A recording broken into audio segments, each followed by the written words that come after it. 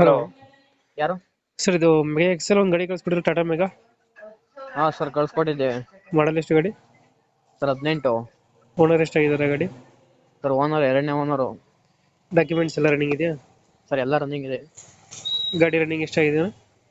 Sir ಗಾಡಿ running ಒಂದು 80 ಏನೋ ಆಗಿರ್ಬೋದು ಸರ್. 80 ಹೊಡೈತೆ. ಫ್ರೆಂಡ್ ಸರ್, ಗಾಡಿ ನಂದಲ್ಲ. ಹ್ಮ್. Tyre condition?